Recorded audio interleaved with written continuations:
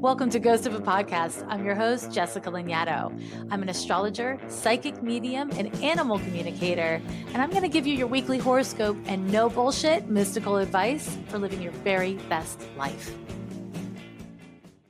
Jane, welcome to the podcast. What Thank would you you so like? much. Oh, yeah, my pleasure. What would you like a reading about? I will just go ahead and read my question that I submitted. Hey, Jessica, I'm 27 weeks pregnant and I can't shake the feeling that I'm doing a bad job in pregnancy. I feel a lot of shame and guilt around finding pregnancy physically and emotionally grueling, and I'm worried that these persisting negative emotions will somehow harm my baby. I'd be grateful if you can offer support in helping me manage my expectations versus reality of my situation and provide coping strategies for getting through the rest of pregnancy and moving into parenthood. Mm. I want to just, first of all, congratulate you on being pregnant. I'm assuming it's your first pregnancy. Thank you. Yes, it is. Yeah, Yeah. yeah, yeah, yeah, yeah. And I want to ask like a couple questions before we dive in. The first is in terms of like your natural pre-pregnancy hormonal lifestyle, do you tend to get like big hormonal emotional fluctuations around your cycle that you notice or that you remember?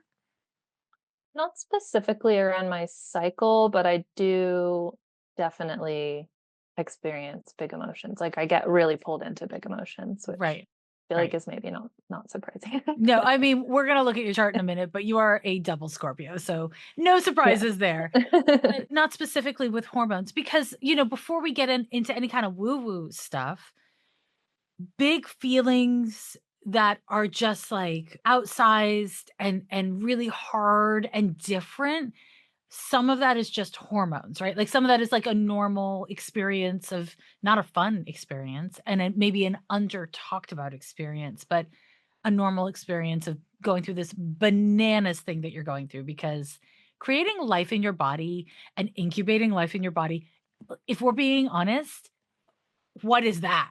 Like what It's super literally is nuts. it's insane. We act like it's normal and it's not miraculous and insane, but it is. I mean, there's like a human growing in you. That's crazy. It's crazy. Yeah, I spent so many years being like, "That's alien stuff. Like, how do we just grow other humans? That can't be real." With bones. I mean, to Yeah. me, it's like the bones and the like fingernails. To me, that's the thing that just like it takes me too far. Like building a soul inside of you, I can accept more than like bones. Like, how are you growing somebody else's bones? It's weird.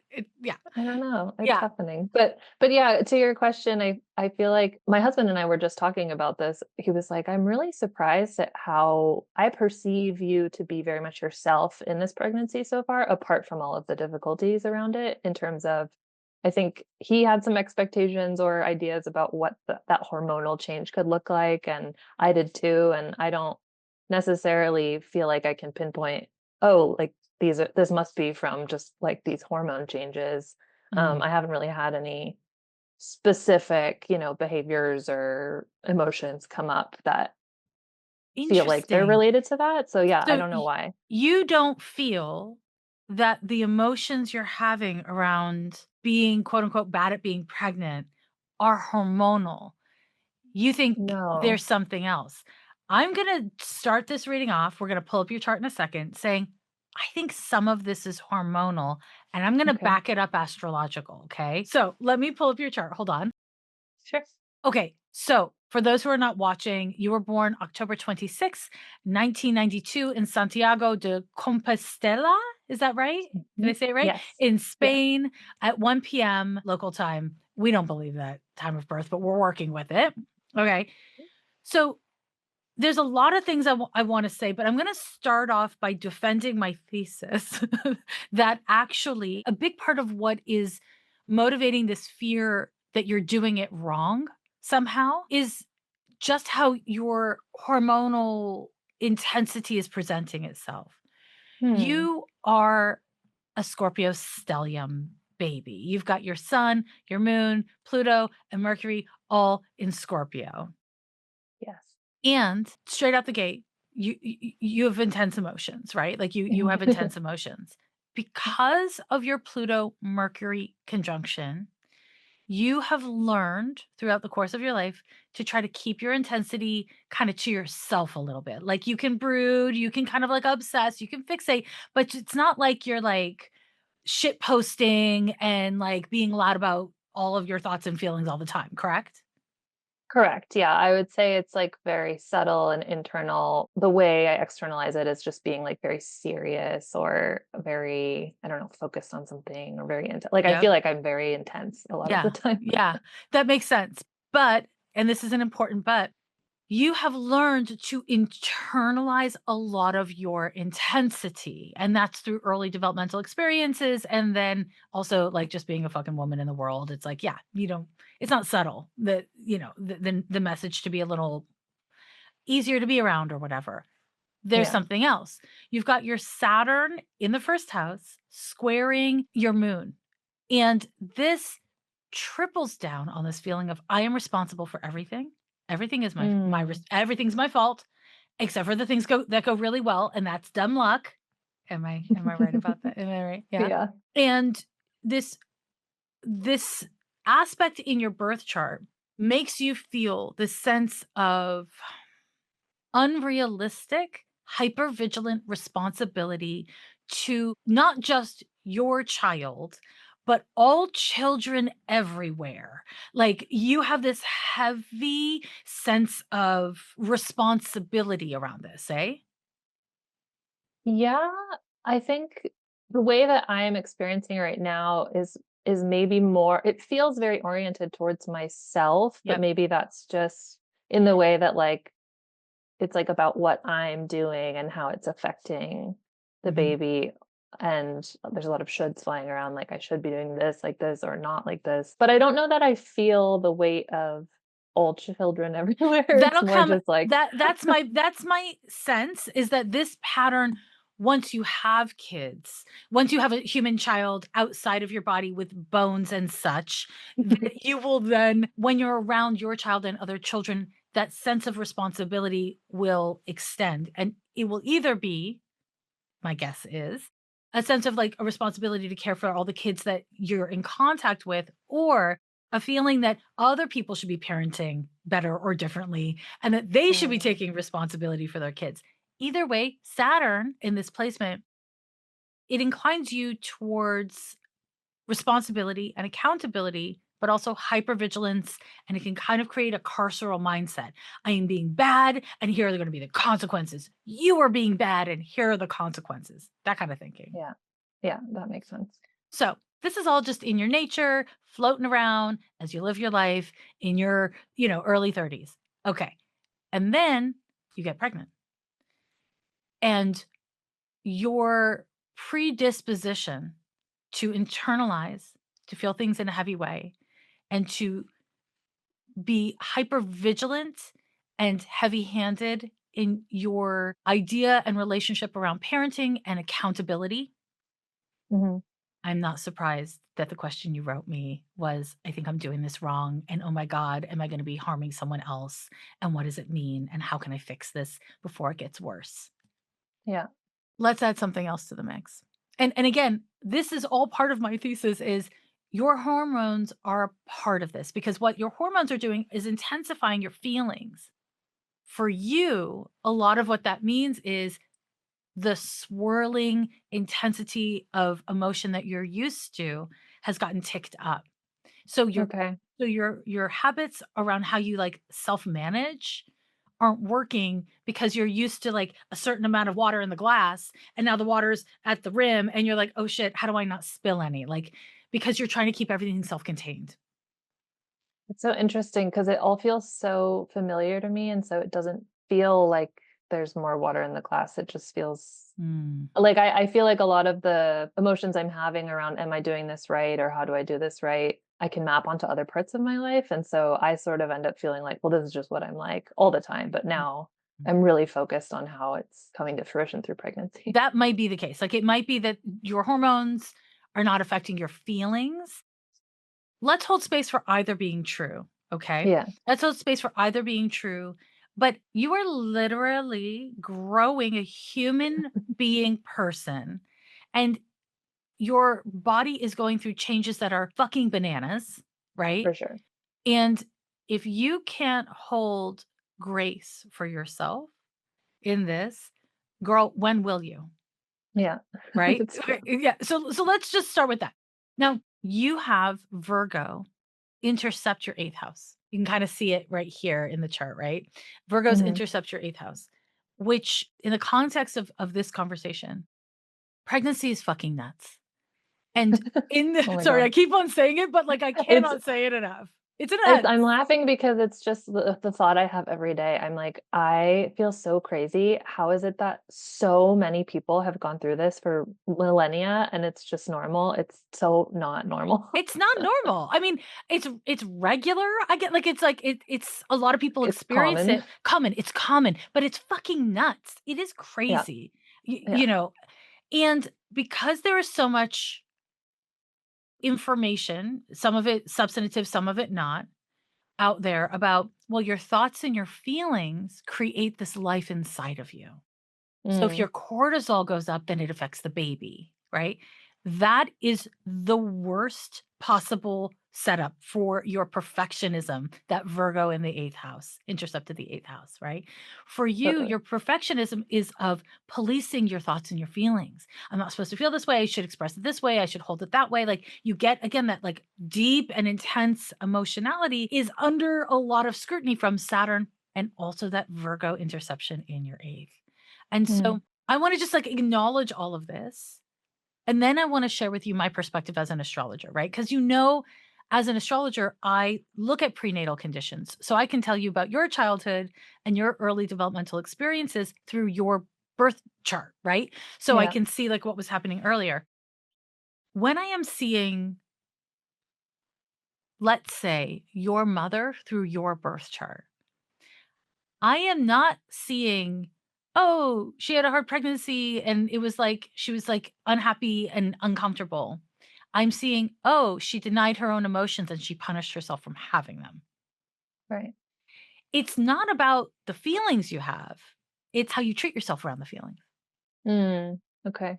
Yeah. Yeah, that reframe feels big because I do like my pregnancy has been probably in some ways pretty standard, but it has felt really terrible, like physically Mm, and mentally and emotionally. And I have just had so many thoughts of kind of frustration and resentment and sadness towards feeling so out of my body or like, so focused on myself and I guess there's a part of me that really worries, is there some imprint this is creating, like, emotionally, psychically, I don't know, mhm. on my kid, that it could be misunderstood as, like, "It's your fault," because Yeah. I'm not thinking that at any point, I'm never, like, faulting my baby for Of existing for course, me of bringing it into course. existence, but, because the experience of pregnancy has been so uncomfortable and, like, I've spent so much time being like, "I don't like this." Yeah. Yeah, I'm just worried that That's a fair worry, but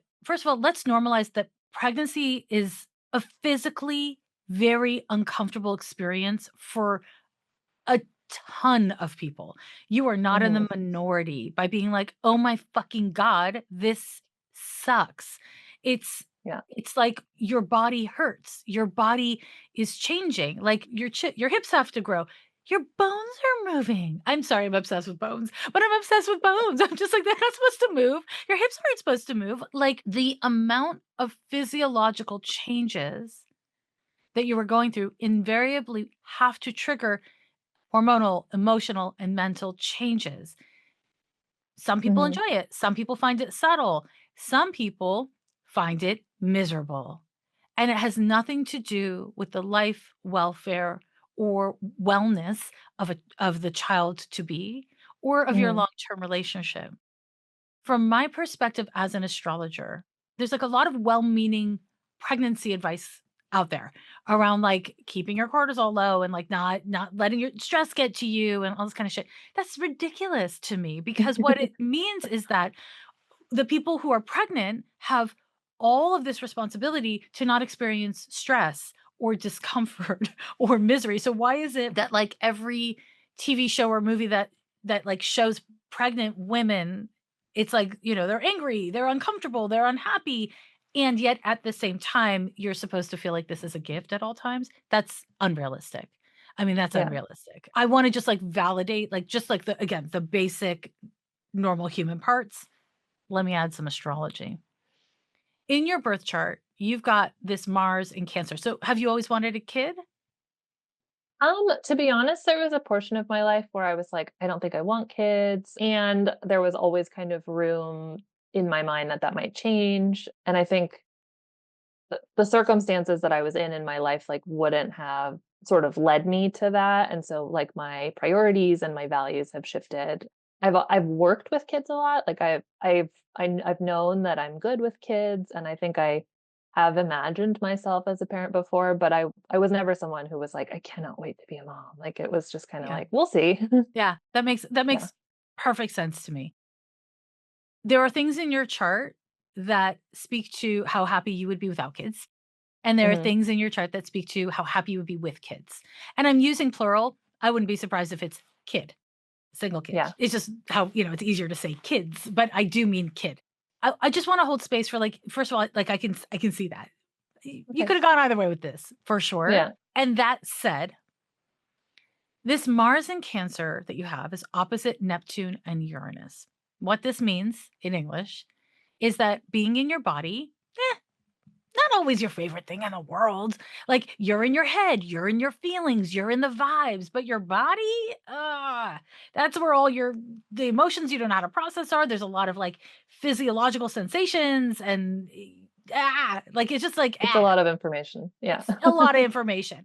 And being pregnant is just like fucking minute by minute changes. And it's like, these are my feet. Oh my God, this is my stomach. Oh wait, fuck. Like, like, oh my God, I guess I can't eat that anymore. Right. Like, it's Yeah. constantly being brought into your body, and not being brought into your body through gentle massage. It's being brought into your body with something deeply consequential and outside of your control.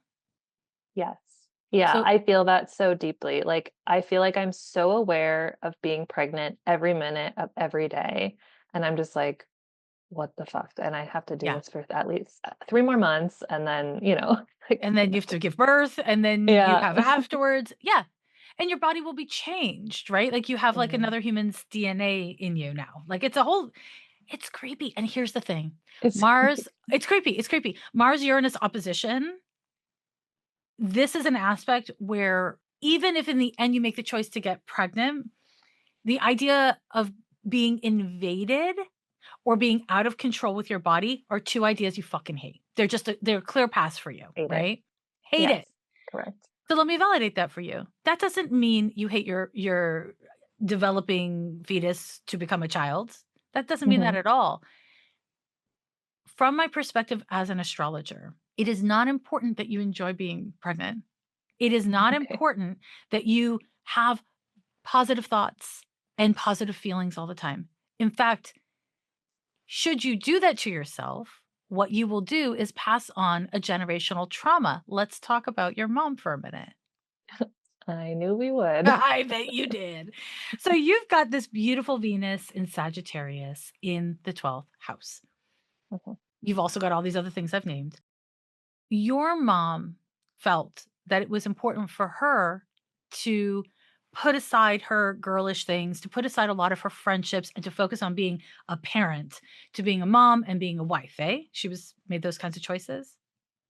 I would say so. Yeah. Yeah. It's not that she didn't want friends. It's not that she's not a creative, dynamic person. Yeah. It's that she felt that she had to be a certain thing in order to be a good parent, right? That makes That sense. that shows up in your chart. Okay. So if she had said to herself, "I don't know how to figure out how to keep my friends and keep my creative life and be a full person in addition to being a mom, but I'm gonna give myself permission to explore that," then you would have a really different birth chart. Hmm. Yeah. I'm just thinking about, yeah, she was relatively young. I mean, I guess Early she was younger than 20s?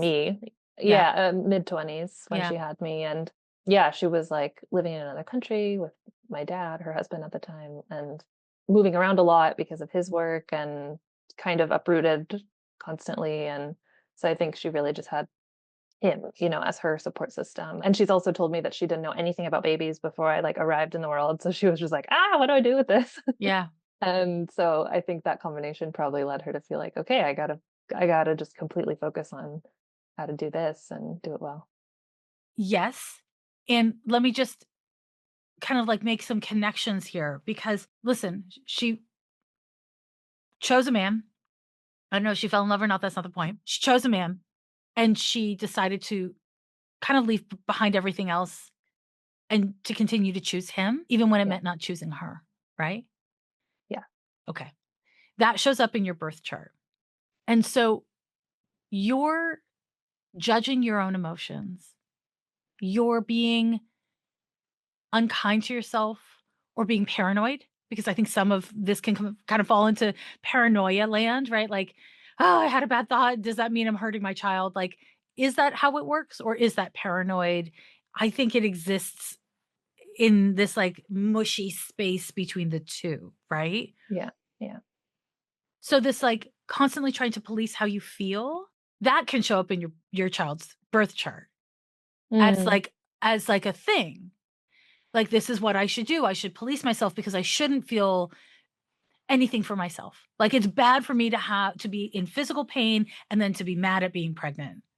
That is somehow bad. And so what you're doing is you're normalizing the kind of like belief that you hold that you learned from your mom that prioritizing your individuality is somehow a rejection of child or rejection of family or rejection maybe even of husband. I don't know if it I'm not picking up on stuff with your partner. It really mm, just is focused on you and baby right now. okay. Yeah. And so what I think as an astrologer, and I guess a psychic also, is that being in conversation with yourself where you're like, "Oh, this is something I'm struggling with. I don't know how much hating being pregnant or fucking wishing I could just press fast forward until this part's over. I don't know if that's going to affect this child, and that scares me."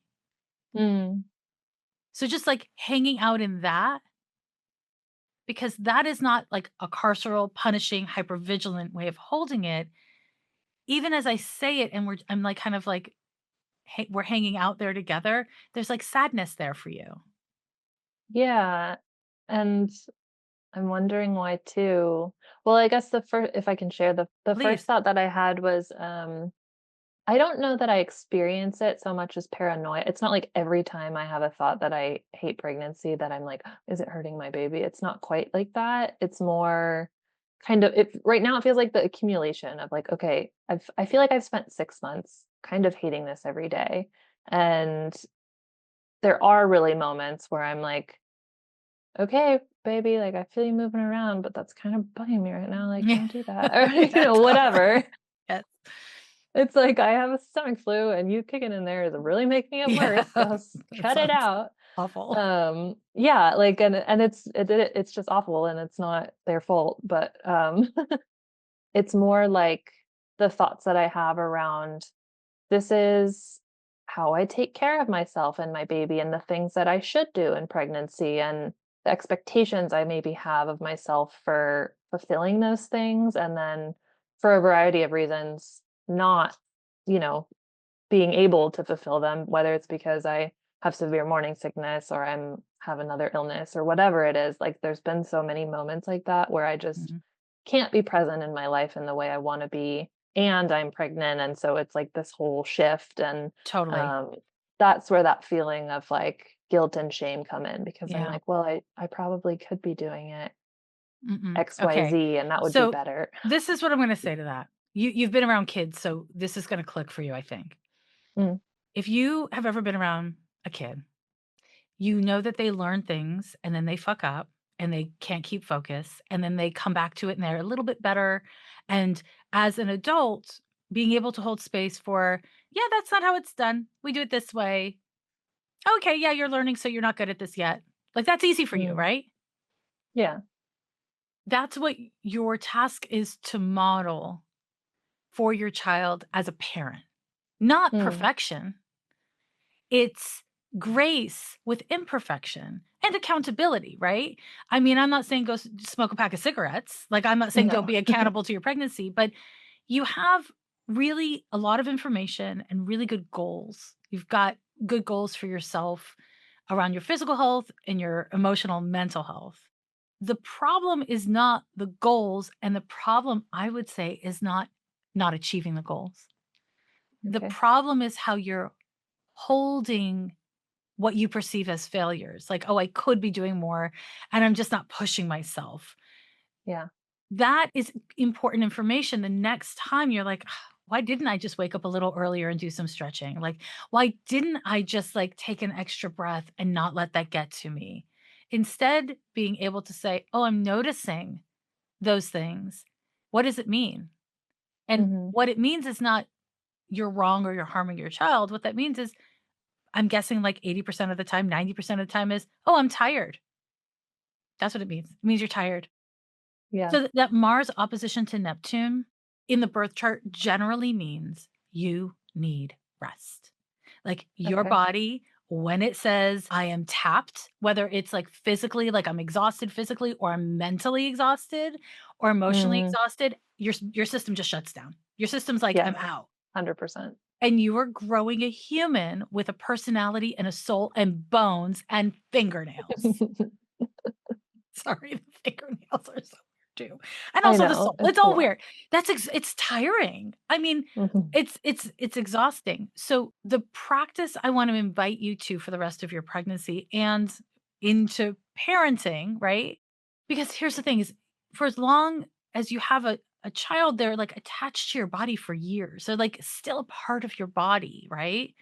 Yeah. That's going to be very hard for you. That's not like your happy place. That's not an easy thing for you, you know, Yeah. and you may decide to breastfeed and you may not.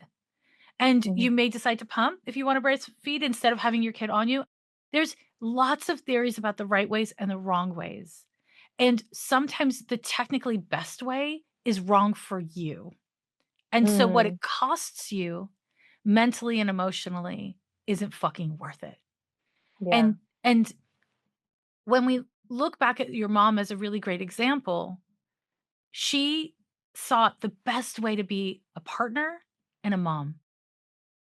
And she made those choices because she thought they were the best possible choices for her to make in the chaos of life. Mhm. And now I'm guessing at her advanced age, she could look back and be like, "Oh, yeah, I could have made different choices. I could have handled that differently." Yeah. That will happen to you. That will happen to me. That will happen to all of us. That's life.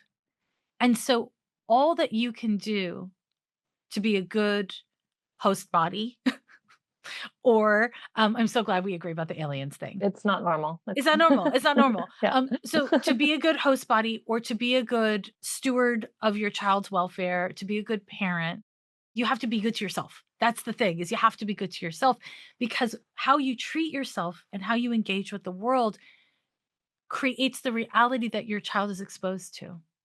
Mhm. So let's do away with the idea that your child could be born into utopia because this is not utopia. No. No, here are bad days, bodies are confusing, lots of different kinds of emotions. You don't always get what you want.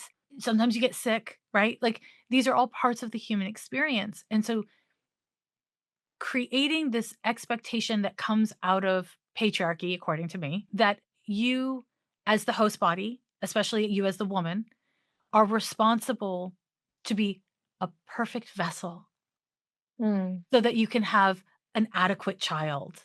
That is, let's take that, crumple it up, throw it away, and instead say, your job is only to model healthy self care, which includes recognizing where you can't and where you don't want to, and recognizing how that brings up shame and how you don't want your kids to have shame. And that doesn't mean, therefore, No. you don't feel shame. It means, therefore, how you like engage with yourself around your shame is modeling for the child how to navigate through feelings. Because having shame is, I mean, listen, you have a Scorpio stellium. Shame, come on. I don't wanna rob you of one of your core feelings. Like it is like it's a thing, right? You It's do very present. experience it. Yeah, yeah. And we could spend 2 hours a week for the next couple of years talking about shame, easy peasy, like, you know what I mean? Like, and your relationship to it. Mm. But in the context of this, setting the goal for yourself that you never have thoughts or feelings that are connected to shame is a terrible goal. It's an awful goal. It's an unrealistic goal. Like, I am a triple Capricorn. I would never set the goal for myself to be easygoing. I'm not easygoing. It's a terrible fucking goal, right? Like, you wanna make self-appropriate goals, and that doesn't mean Sure. to not challenge yourself, but it's to be able to say to yourself when you're experiencing shame because you've done something or not done something, to say to yourself, "Okay, I'm feeling these feelings. I understand that I am being unkind to myself in this moment. I don't know how to Mm. fix it. I don't know what to do. But I am going to let my wiser parts say, this shame is not me. It's a feeling I'm having. Yeah. Much like when your human child emerges into this world, they will gnash their teeth and they will wail. They will cry. Babies cry. And the feeling, you've been around babies, right? So you've been around Yeah. wailing babies. Okay. The Yes. feeling of that crying, it becomes like their whole fucking existence to them in that moment, right? Like that's all they can feel. But as an adult, your wiser part is like, okay, this baby is experiencing something that's making them just like the world is about to end. Mhm. And you know that this wailing and this sadness will pass. Your wiser Yeah. part knows they are not this sadness, they are not this grief. They are feeling this in this moment. This is the only way they know how to feel their feelings. This is the only way they know how to express. So use that Yeah. same wisdom on yourself. I was gonna say that's like exactly the thing that I come up against a lot that I know intellectually this isn't gonna last forever, but when I'm in those big waves of emotion of sadness and frustration and shame and guilt and stuff, it just feels like, and this will never It'll end. never And I end. really believe it. Or it's like it will always come back, right? Like Yeah. there's a kind of this fear cycle of, well, even if it gets good for a minute, it's gonna get hard again, and Yeah. that really propels a lot of fear in me too about, like, "Oh my god, if it's been so hard until now, it's only gonna continue to be hard," or, I'm gonna continue to suffer in all these ways. So let's slow Yeah. down with that, okay? Because that's Mhm. really real. And you're how old now? 33. 33. Great. Okay. And has life gotten harder? Has, like, shame and, like, all that emotionality, has that gotten harder to bear over time? I don't think so. It hasn't. I'm gonna psychic you here, okay? It hasn't Okay. now, let me ask, has it gotten a little bit better? I don't know. Great. Okay, good. Hang out there. And I want you to know when I said great, I meant it. Not knowing the answer is not a failure. It's Mm, information, right? Because when you're in a cycle of trying to be self-contained, trying to be like a good self-cleaning oven, like, you're not gonna bother mhm. anyone with your intensity and all the bananas you've been collecting in your purse, right? So, when you do that, it's really hard to slow down and really think about, "What was my mental health like when in my 20s, like, at 22? Mhm. What was my mental health like at 25? What was I like at 28?" It's a worthy investigation because I think you'll find that you've actually gotten better, not great, but marginally better at Yeah, navigating those feelings. They were worse. yeah. They were worse. And the feelings from Pluto will always tell you that you are going under. Pluto is like the undertow in the ocean. Waves crash, and then you're being pulled under by something deeper than you. And so Yeah. it is 100% of the time that you feel those kinds of feelings, those shameful, just like, "Ah, what the fuck is wrong with me feelings, to not engage with the content of those feelings, but instead with the Mm, feeling of those feelings. No intellectualization is going to serve you. None. You will never yeah, reason yourself out of shame. That's not how shame works. yeah. What I like to do, and this is something you might play with, is the next time it comes up, say out loud in your head, this is a shame spiral or this is a shame Mhm. spike. and then try to breathe without chasing the spike. Okay. Whatever it is that you're feeling shame around Mhm. is not relevant in this moment. You can only engage with the content when you're not in a shame spike, Yeah, that makes sense. right? Yeah. And so let's say you decided you're going to wake up and stretch early and then you didn't fucking do it and you slept and then you had a delightful tea and you scrolled on your phone. And then halfway through the day, you're like, fuck, I forgot to stretch and I can feel it. Mm, mm, And then the shame spike happens. You call it a shame spike. If you want to, you can try to number it on a scale from 1 to 10, 10 being the highest. And you try to breathe. And every time your brain gets pulled into the shame spike, you just pull back to the words shame spike. Okay. mhm. And breathe into the feelings until it passes because it always passes. Now, I'm not saying Okay. it doesn't come back, it comes back, Yeah. but it passes. It passes. Then, when the shame spike is under a 5, so it can't be a 5, 6, or 7, or 8, 9, or 10. Okay. So Mhm, if it's like a 4.5 or lower, you can then write down on a little piece of paper on the notes of your phone, be like, okay, this was about I didn't take care of my body in this way that I think is really helpful. mm. And then you can evaluate. Do I need to chill the fuck out? Do I need to give myself grace? Because I'm that's like 80% of the time going to be the answer, by the way. Just spoiler alert, right? And you know this, right? Does this make sense from your own lived experience? 100%, yeah, and I feel like I've kind of had that experience and that, it's like, "Oh, I told myself I was gonna go for a walk today, and then I didn't," and then I have that moment of like, "Oh, shoot, shame spike," Yeah. but then it's more like carceral thinking behind it that's Yep. like, "And you're terrible, and Yeah. you're not gonna be healthy if you don't do this, and you should feel bad about the fact that Yep. you didn't do it," It's and the all of ands, those ands, kinds of. ands. It's Yeah. that's what you want to just this is where you like go instead of going la la la la la, you go, this is shame spike, shame spike, shame spike. You don't and this is like Herculean efforts. What I'm Mhm. recommending is it will take an incredible amount of practice. But here's the fun Sure. fact. You have a sun moon square. If you practice, it'll become your new habit.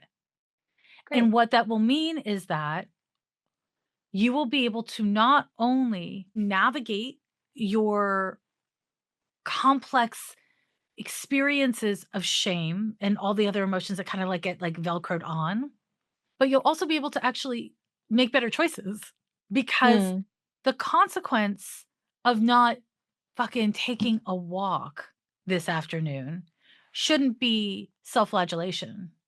It should be like, "Oh darn, maybe I'll try tomorrow." Literally, like that's what it should be. right. And being actively engaged in this process of figuring out how to be kinder to yourself so that accountability isn't carceral Mhm. is called parenting. Yeah, It's parenting. it is. That's going to be more useful to whatever little human is growing inside of you than being perfect. Mm,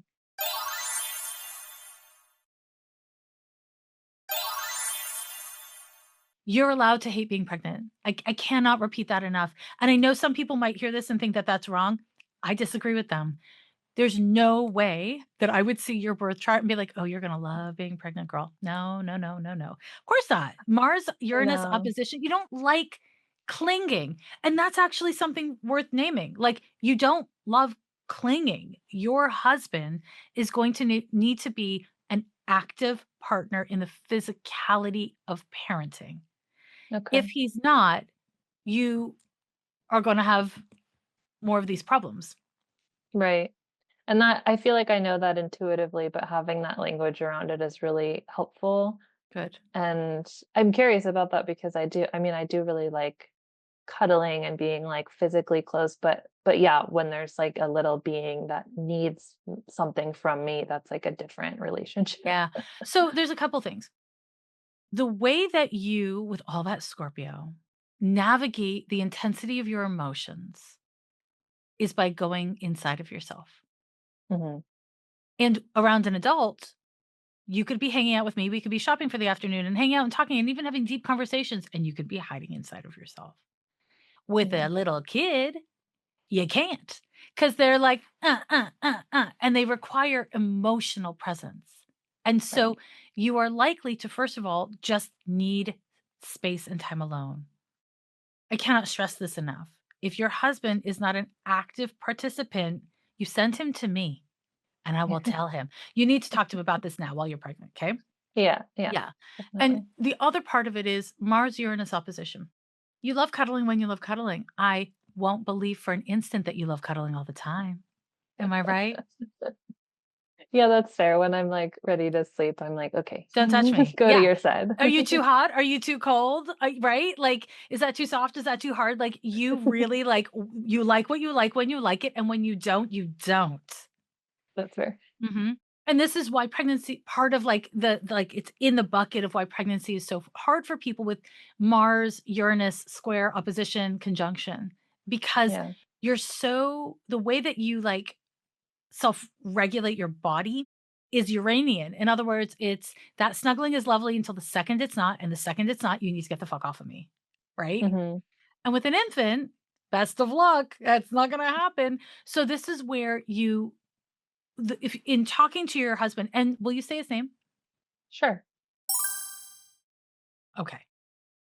Does he work from home? He has an office that's, like, 5 minutes away, and he has the ability to work from home sometimes Is or there a all the plan for time. him to work from home once you have the baby? Like a loose plan. I Okay. think the idea is, like, he could work from home. Yeah. You're going to need him to be home. Okay. Let's create that as a baseline. Is Sure. that set it up so that he's going to spend the first 3 months working from home so that you Okay. don't feel like you have to be like, "Babe, can you please start working from home?" It's better for you to be like, "Go to the office today. I feel like I got it," than for you to be Mhm. like, "I need you to stay home this week." Yeah. The way that the shame spikes, it'll be harder for you to Yes. ask for help.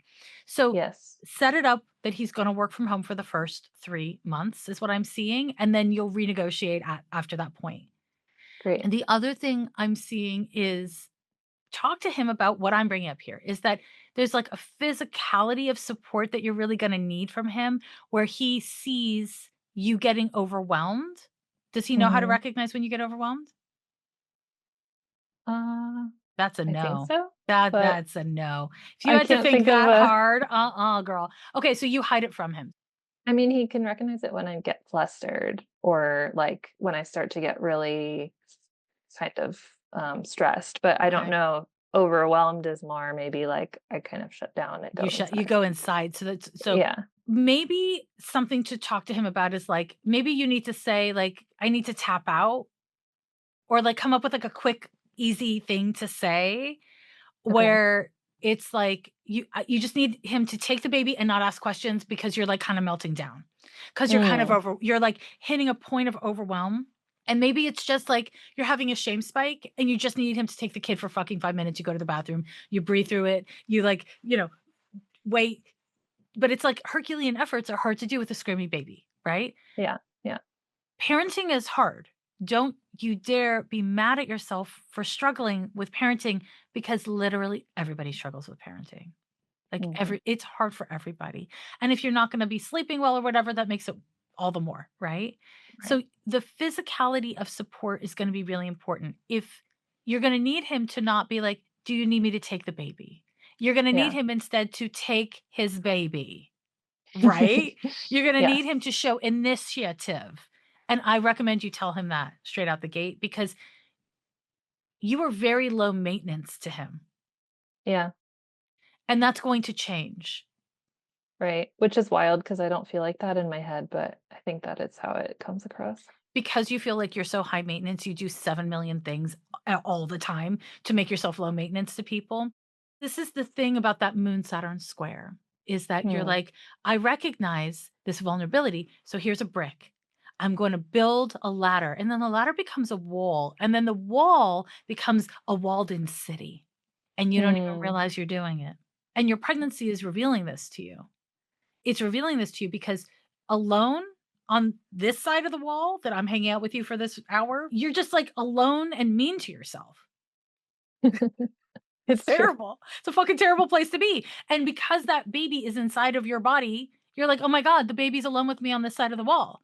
This is a Yes. mean place. This is not a place for children." Right? Yeah. So accurate. Yeah. So, here's the good news. You're not supposed to be perfect.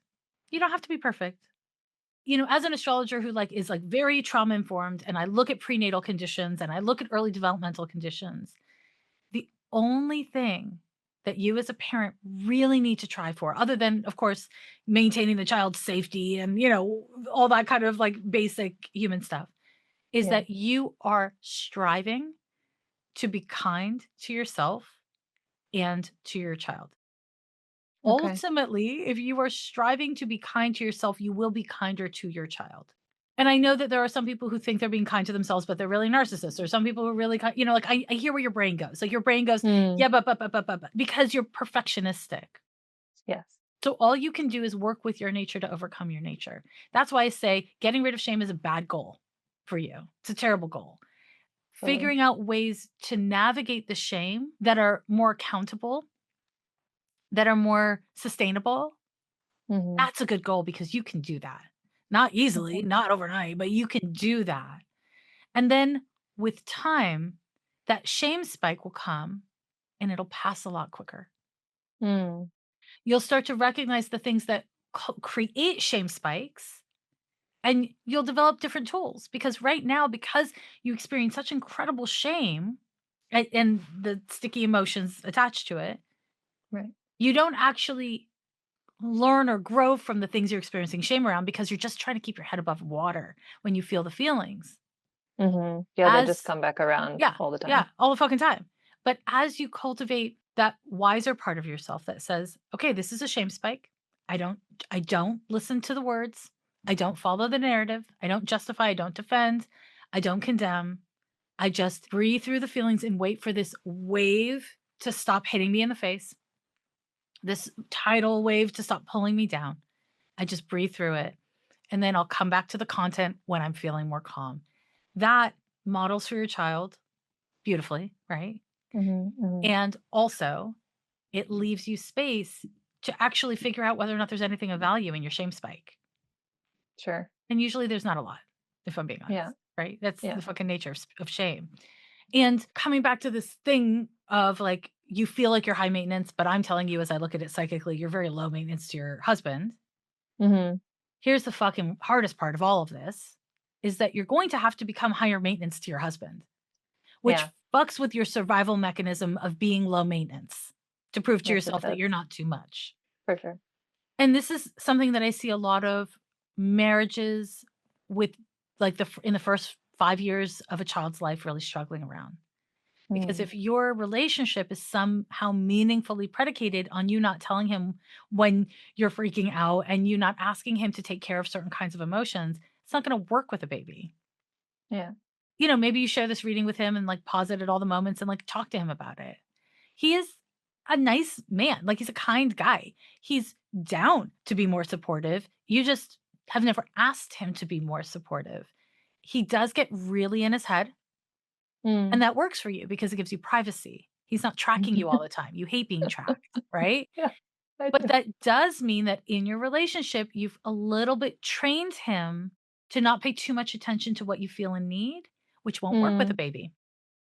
Yeah. Yeah, and there have been moments where I'm like I we talk a little bit about our expectations about what postpartum and newborn life will be like, and like I think we're really on the same page, and then it'll come out that it's like, "Oh, well, I actually thought about that thing really differently than you did." And it's Mhm. nothing like majorly catastrophic by any means, but But then I it's realize, important.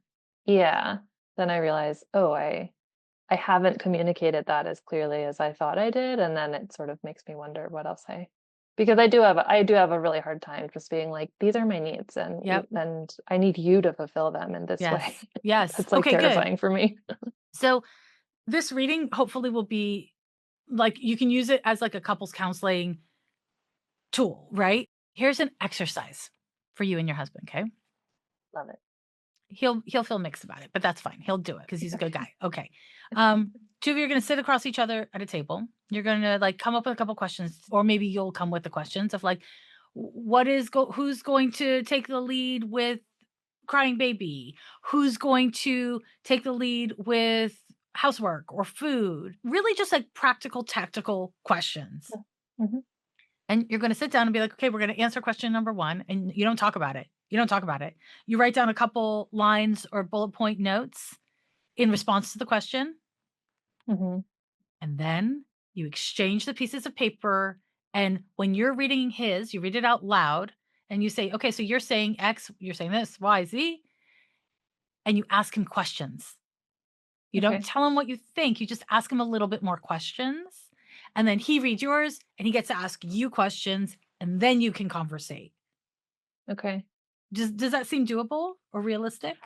It does, yeah. I think I've noticed that, like, in other times in life, like, he doesn't have any issues being like, "Well, this is what I think about that, and this is why I think it's not correct," or the and it's not coming from a place of, like, "You're wrong," it's just the way that he communicates it, it's like, there's no, like, kind of filter around that, and then I end up taking it personally because Yep.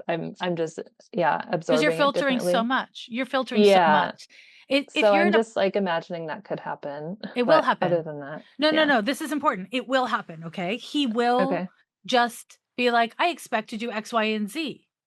And then you can say to him, so who do you think you, when you're asking questions, you can be like, so if you're doing X, Y, and Z, what about A through all the other letters? Do you envision me doing that? Ask questions. And if he Okay. has one word answers, just be like, okay, this is important information for me to have. Mhm. And then he can go through yours. And then you can, after that, like, so that you've both shared individually, then you can say to him, I feel nervous because you're so much Mm, better at saying what you need than I am. I'm scared that I'm not going to figure out how to tell you what I need until I'm like burnt out or resentful. And I don't want to bring that to you. And also, I can't like become a different person overnight. How should we handle this? Problem solve like a yeah. team. Okay. Yeah, problem solve like a Great team. advice. And when the 2 of you do that, you're good. You're actually good, Mhm. right?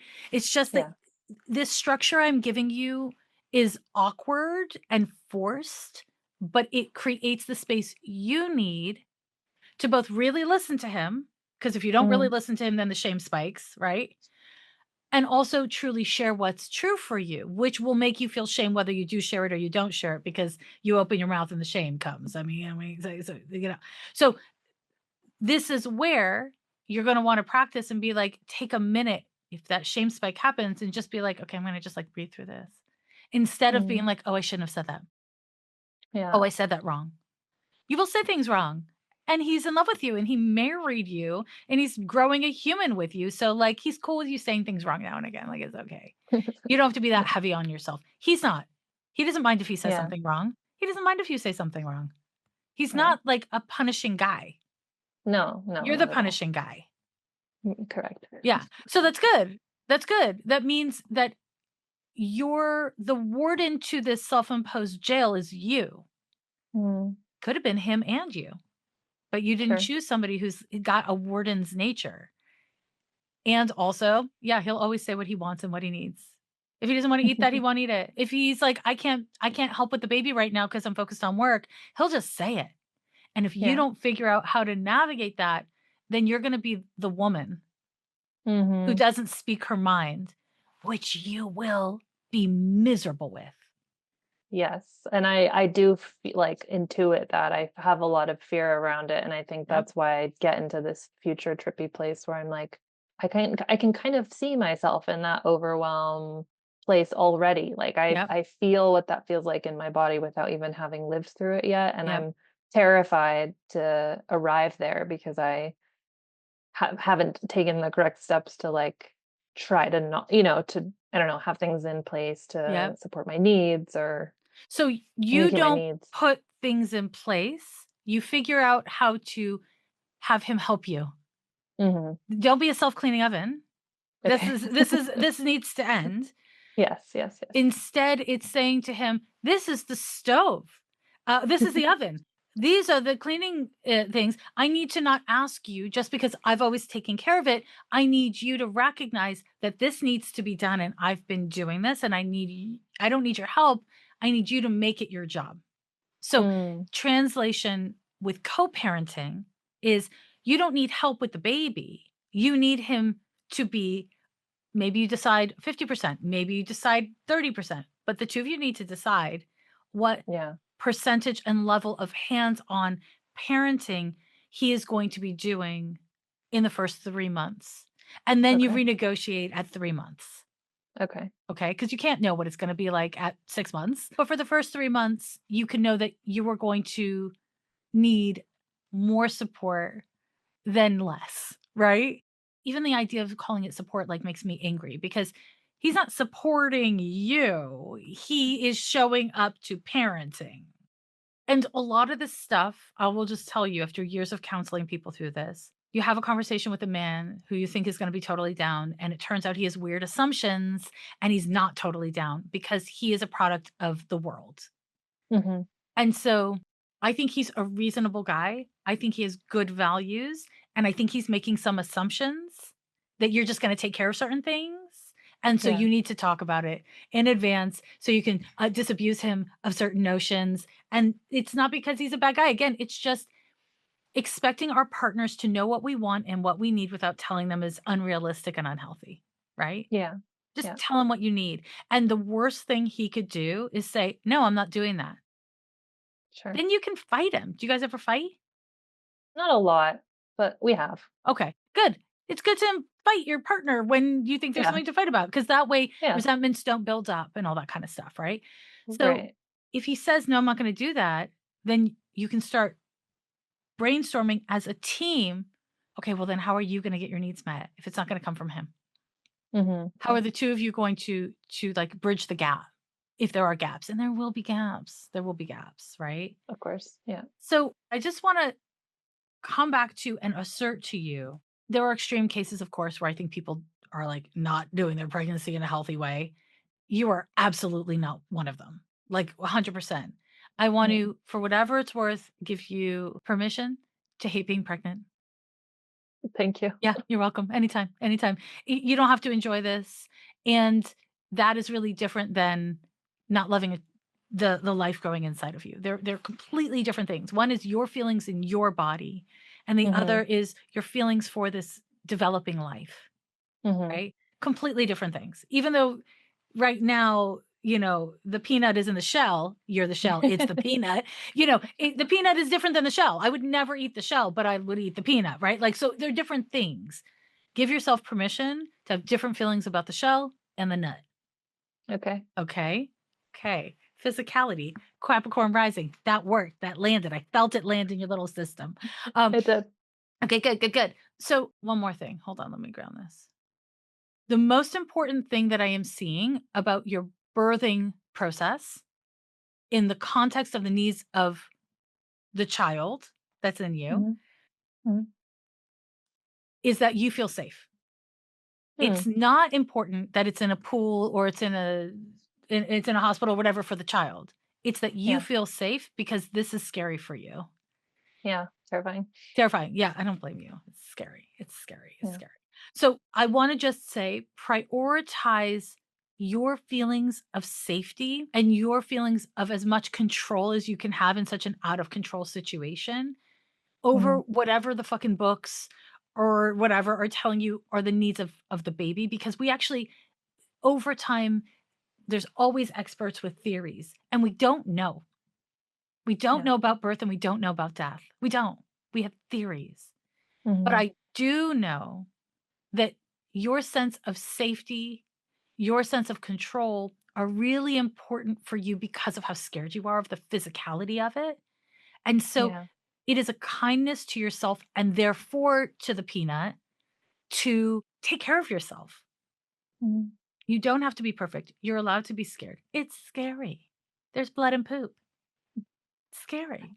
Yeah, and it just feels like all of it is unknown, right? And like we were talking about just the intensity of sensation and it's like that's I don't know, I've read birth stories, I've heard from people, my friends who have given birth, and everyone's experience is so vastly different, and so I'm just like, "Okay, there's actually nothing to map onto here," and it sounds incredibly painful, and I'm, yeah, really terrified of having to go through it, and I also know it'll happen, whether I wanted to or Right. not, It's it's it's like it's coming. gonna It's happen it's gonna happen. inevitably. Yeah, yeah, yeah. Yeah. I'm curious, like, how, because 'cause I'm doing, like, the external things, right? Like, finding a midwife in a hospital and da da da that feel aligned with the choices that I wanna Yeah. make. Are there other ways of cultivating that sense of safety and control that You you're know, seeing? Because I don't know how to it's do that. the only way of doing it is making sure that your birth plan is for you and not for the peanut.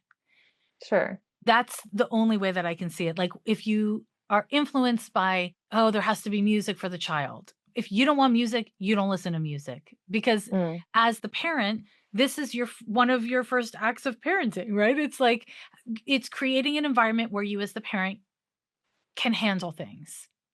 So yeah. just prioritize that without any kind of other pressures. It's Okay. like, I was talking to a friend not long ago and she was like, "Oh yeah, my baby's like popped out of me. They like popped out of me, didn't hurt, wasn't messy, just baby's popping out." Congratulations. Yeah, I know. I was like, Amazing. "What?" And then I've heard like the literal opposite, right? And Yeah. and you're right. How could you predict? You can't predict it. And so this is another part of parenting is you can't control what happens to your kids. You can't control who your kids are. It's an Mhm. act of faith. It's a fucking insane thing to grow a human and then to have it somehow come out of you. What? Like, every part of it is an act of faith. And we've established that you don't have an easy relationship to faith in self. And Mm. especially when you feel out of control or there's something you could quote unquote do wrong. Yeah. And so, okay, this is just an opportunity for you to not get perfectionistic about how you're supposed to think or feel. Don't worry about trying to control how your baby feels, because we don't even know if baby feels anything at this Yeah. stage, right? We don't know. We have theories, but we don't know. But Right. we do know that if you're in a situation where you're around doctors or midwives that don't listen to you, fuck no. Hell no. Mhm. Mhm. If you don't have a birth plan, that's not gonna work for you either. You need a plan. You can change your mind at the last minute, but for how you orient around safety, I think you're gonna need a plan, right? Yeah. Having a sense that your husband and your midwife are going to advocate for you in case shit goes sideways, you need that locked and loaded. Those are things you Yes. can do for yourself, and Yeah. they're also parenting.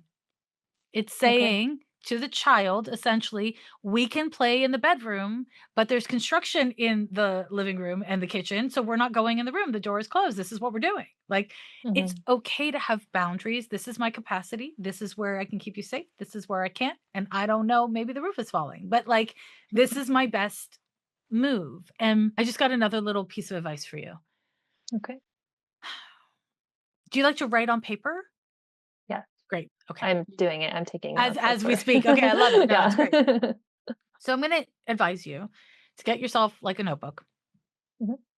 and every day write down everything you fucking hate about today's pregnancy. And if there's Okay. nothing to write today, then there's nothing to write today. But it could be like, "Oh my God, my hair is coming out," or "My foot hurt," or whatever. It doesn't matter. Write it down. Okay. And then before you go to bed, ball it up, burn it, get a black Sharpie, just let it go.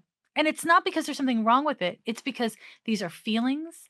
And just like the waves, they come in to the shore and then they go back. And as they go back, they just become the ocean. The waves are Mm. no longer waves. They're just emotions. These are just emotions. So whether it's hormones, as my initial thesis, which I'm sticking with, I think your hormones are intensifying these feelings that are consistent with your nature. Okay. But also I could be wrong about that, it doesn't matter. Whether it's hormones, whether it's just emotions, because this is so fucking important, right? Mm. This is a practice in being like, I'm allowed to have my feelings and I don't need to hold on to them. But the Yeah. practice of writing it down is the practice of giving yourself permission, your wiser parts, giving your emotional and like shame oriented parts permission to have feelings. You're allowed to have Okay. feelings. You don't have to hold on to them. And Mm. even if you're like, "Oh my god, today was a really hard pregnancy day, and I'm totally holding on to it," you can still go through the practice of letting it go. Mm. Recognizing that doesn't mean the emotions actually go away. It's a practice. It's an externalization practice where you are teaching yourself and modeling for the little life inside of you, okay, having emotions is part of being a person, and they don't all have to be positive. And having a body is a part of being a person, and it's not always positive. And that Mm. doesn't mean anything other than the wave has come in and it's receding. And sometimes it doesn't fucking recede the way we want it to, but that is it, right? Like, so this practice I think will be hard in some days and will really help you other days. Okay.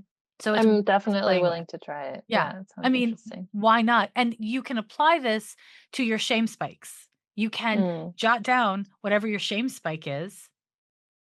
And then if you don't have paper and pen, like if you're out in the world, you can use the notes on your phone. And then there's like, have you ever used on the notes of your phone, like there's like a drawing function where you Mhm. can like, okay, Mhm. so then you could take black, like a black pen and use your finger to black it out instead of delete Okay. it as a Okay. practice, right? This Mm. is a practice of giving yourself permission to have the feelings and holding them lightly. You can come back to the content later. It's holding the feelings lightly. Yeah. You've been doing this with children in your adult life. You know how to do this with children already. So it's about Yes. parenting yourself with kindness as a foundation for whatever comes next with this tiny little miracle inside of you. Little alien growing in Little there. alien peanut. The shell has work to do, but so will the peanut. That's just how it Yeah. goes. That's just how it Yeah. goes. So, does that address and answer your question? It does, yeah. I had, like, 2 other things that were kind of popping up. The first one is, like, it's related to the shame, but because the topic of my mom came up, I was kind of wondering, so because, like, this experience of discomfort and around pregnancy, it feels like it brings me so inward, and I experience that as, like, selfishness sometimes, and that scares me because I've seen that, like, in my mom in a way Mhm. that felt like it didn't have a great impact on me at Mhm. in certain points in my life, and so I guess there's, like, that same Yeah. relational fear between Yeah. me and yeah. So, your mom's selfishness came from her not being emotionally present for herself, actually. Does that track Okay. for you? Yeah, yeah, Mhm. It's like she put all this energy into shoving down her feelings and her needs that she then eventually, with time, did what happens to almost everybody. She became defensive. She became entitled. So, all of this focus I've given you on giving yourself permission to have feelings and asking your partner for help is going to make you feel selfish because you are centering your feelings and your needs in the yeah, short term. But in the long term, what it does is it inhibits you from becoming kind of gnarled in on yourself, which is what happened to your mom okay. because she never gave herself permission to actually have a back and forth with people. She was constantly defensive with people and your Mm, people. So she was defensive with you. mhm, And the best way to navigate selfishness is by caring for yourself as a foundation for how we treat others. mm, If you want your partner and your child to be honest with you have to be honest with them. If you yeah, want your partner and your child to say, I need help right now, then you need to be able to say, I need help right now. If yeah, your mother had used this ethos as a guiding principle, then most of the issues that you're thinking of right now that you're referring to wouldn't be issues with her. There'd be okay. personality differences, but they wouldn't be like the level, right? Yeah, yeah. And so here's the fucking irony. It's the paradox. In order to not be selfish, you need to center and prioritize yourself. Okay. Because the truth is, all of this shoving down of your emotions, all of this, I'll take care of everything, I'll be a self cleaning oven, is selfish. Mm, It's you protecting yourself from rejection from others or judgment from others. yeah, You need to trust your husband to judge you just enough and not too much, and to only reject you if he authentically can't handle it. Okay. You gotta trust him more. And it's not that you Okay. don't trust him, it's you don't trust anybody because you don't trust you. Yeah. And this is ultimately passed down to you from your mother. It Mhm. just you know, I was saying shame spike and I was like sticking my finger up firm like a spike, right? Over time, the spike becomes gnarled and Mhm. it bends in on itself and it breaks. Okay. It Yeah. doesn't stay a spike that you can shove in the ground forever. You're young. You don't have a baby yet, you know? And this is where it's important to recognize that selfishness is not a problem. It's selfishness out of proportion with service and presence with others that's a problem. You need to be Yeah. selfish. Otherwise, you'll never figure out how to navigate these feelings and make good choices for yourself and let people in. It's right now you give, and then you hide in a hole and think about yourself. And so that's selfish, right? Okay. Yeah. But some of healing work always happens in a hole. Like when you've got this much Scorpio in your chart, like hiding in a hole. I mean, I don't want to take that from you. You have a hole. Get, live in the Sure. hole. I And have to go there also, somewhere. yeah, exactly. And sometimes like daily, for sure, Mhm. every day on some level or another. But being able to navigate talking to your husband, who's kind of your best friend, if I'm seeing it correctly, right? He's your best friend, Yeah. and be like, Totally. hey, these are the things I'm scared of. I don't know how to navigate asking you for help when I need it.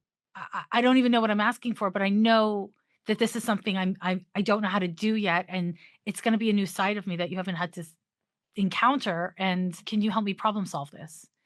Yeah. Use the sentence, "Can you help me problem solve this?" with your husband, and he's on board, okay? Yeah. Okay?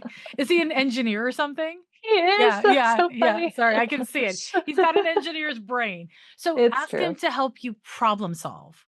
Okay. Well, if you say, "I don't know what I need," he'll be like, "Well, I don't know what you need." But if you say, "I don't know what I need, can you help me problem solve?" He understands that assignment. You have to give him an Okay. assignment, okay? Sure. Which is ironically exactly what you're bad at. Yeah. You're just like, "If I just tell you that there's a fire in the back of the house, then you'll want to go and put out the flames." But he actually needs the assignment of like, "There's a fire in the back of the house, I need you to put it out or help me put it out." You need to give him an Right. assignment. You need to add that, tack it on. I've given you the sentence, use it until you find new words for it, but use it over and Yeah. over again, way more than you think Yeah. you should. 100%. And I think I will kind of be able to deal with the feeling of the selfishness that comes up around that because right now I feel a little bit of resentment when I have to do that. I'm like, well, you should know. So Yep, why do I have to tell you to yep, do this or ask you to do this? But if I can just be okay with myself of being like, hey, this has to be done. Can you do that? yep, Then that'll perfect. be helpful. And I recommend, I mean, he'll hopefully hear this, but I recommend that you say to him, "I feel resentful having to ask for things, and if I really think about it, because this is what I think is true, I actually have been this way my whole life with everyone I've been in a relationship with. It's not because of you. This is my Yes. shit. And so I need Yes. help getting out of the shit. What's the best way I say it so it doesn't hurt your feelings?" The Hmm. truth is, you're not gonna hurt his feelings. You might annoy him, but you're not gonna hurt his feelings. This is not Okay. how his feelings get hurt. There are ways you can Great. hurt his feelings. We have not talked about them at all. Like, he's No. fine. Okay. Yeah. Yeah. Yeah. Direct sentences are fine with him. He's used to being managed. He's used to being told where to go and how to get there. Like, Hmm. it doesn't, like, hurt his ego. It doesn't make him feel harmed. You hate it when people do it to you, but I that's not do. his issue. So when we give other people what we need, this is another thing you learned from your mom. She gave you what Hmm. she wished she got.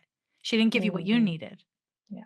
So this is you can see yourself becoming this, and you don't wanna be this. So, No. conversely, being more selfish, asking for more, saying your needs out loud more is the way to not be selfish in this way.